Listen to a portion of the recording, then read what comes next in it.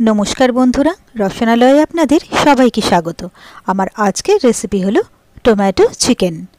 एटा किन्तु उइंटार स्पेशालও बला जाय, केन कि এই উইন্টারেই কিন্তু দেশি টমেটোগুলো খুব ভালো পাওয়া যায়। তো এর জন্য প্রথমেই আমি নিয়ে নিয়েছি চিকেন। আমি কিন্তু চিকেন কোনো ম্যারিনেট করব না। আর নিয়ে নিয়েছি টমেটো। টমেটো আমি খুব বেশি করেই নিয়েছি যেহেতু এটা টমেটো চিকেন হচ্ছে। তো এবারে আমি কড়াতে তেল দিয়ে দিলাম। তো তেলটা গরম হলে আমি দিয়ে দিচ্ছি কালো জিরে। তো কালো জিরেটা একটু নাড়াচাড়া করে নেব। একটু ভাজা হয়ে গেলে আমি দিয়ে দেব একে একে চিকেনগুলো।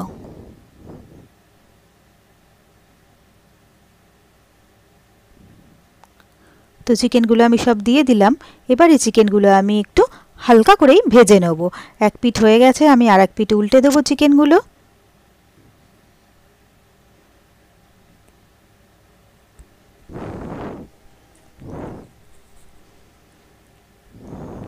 তো চিকেনগুলো আমার প্রায় ভাজা হয়ে গেছে। খুবই হালকা ভাজা হবে, জাস্ট রংটা একটু চেঞ্জ হলেই আমি চিকেনগুলো উল্টে পাল্টে দেব। এবারে আমি দিয়ে দিচ্ছি আদা রসুনের পেস্ট। তো এবারে আমি চিকেনটাকে ভালো করে কষিয়ে নেব।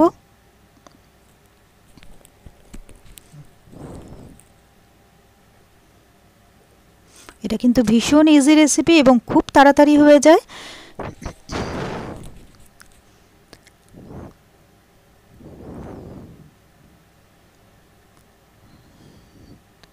তো চিকেনটা আমার কষানো হয়ে গেছে। এবারে আমি টমেটোগুলো এতে দিয়ে দেবো আর দিয়ে দেবো পরিমাণ মতো নুন। তো নুনটা দিয়ে দিলে টমেটোগুলোও তাড়াতাড়ি নরম হয়ে যাবে। এবার দিয়ে দিচ্ছি লাল লঙ্কার গুঁড়ো আর দিয়ে দিচ্ছি কাশ্মীরি লাল লঙ্কার গুঁড়ো।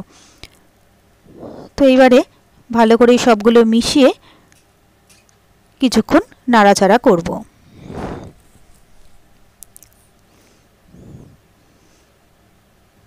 তো লঙ্কা আর টমেটোগুলো আমি খুব ভালো করে মিশিয়ে নিচ্ছি।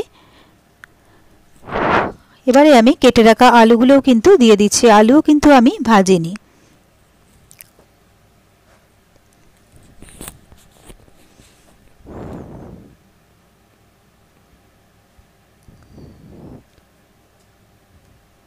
তো টমেটো দিয়ে কিছুক্ষণ কষানো হয়ে গেছে আর টমেটোগুলোও কিন্তু বেশ একটু নরম হয়ে গেছে।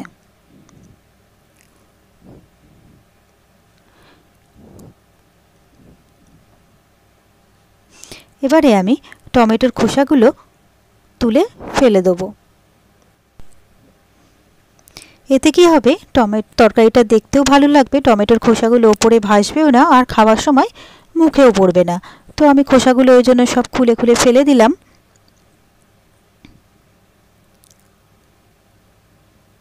এবারে আমি দিয়ে দেব হলুদ। তো এবারে হলুদটাকে ভালো করে মাংসের সাথে মাখিয়ে নিচ্ছি।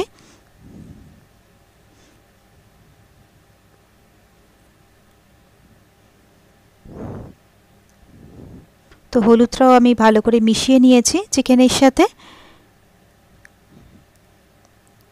এবারে আমি গরম জল অল্প করে দিয়ে দেব।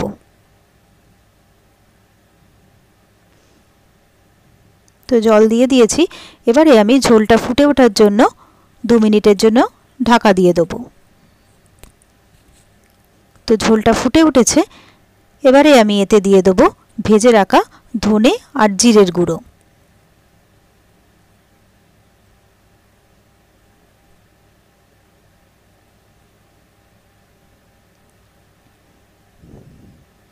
তো ধনে আর জিরের গুঁড়ো আমি দিয়ে দিলাম। এবারে ভালো করে মিশিয়ে দিয়ে আমি আবারও একবার ঢাকনা দিয়ে দেবো চিকেনটা সেদ্ধ হওয়ার জন্য। যদিও চিকেনটা ভাজা এবং এতক্ষণ কষতে কষতে চিকেনটা বেশ খানিকটা সেদ্ধ হয়ে গেছে, সেই জন্য খুব বেশিক্ষণ আমাদের ঢাকনা দিতে লাগবে না।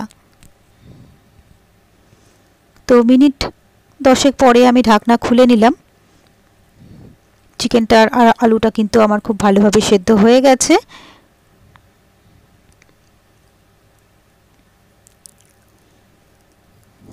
এবারে আমি এতে দিয়ে দেবো কুচিয়ে রাখা ধনেপাতা আর দিয়ে দেবো গরম মশলার গুঁড়ো। তো এবারে গরম মশলা আর ধনে পাতাটা ভালো করে এর সাথে মিশিয়ে দেবো।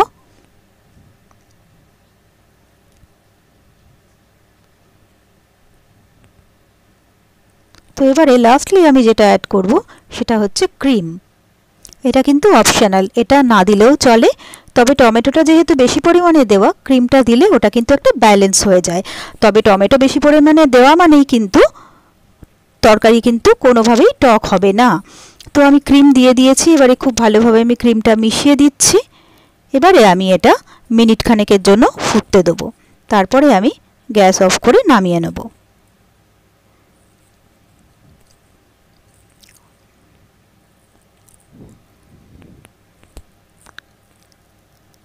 তো আমার প্রায় মিনিট খানেক ফুটে গেছে, এবারে আমি গ্যাস অফ করে এটা আমি অন্য পাত্রে ঢেলে নেব।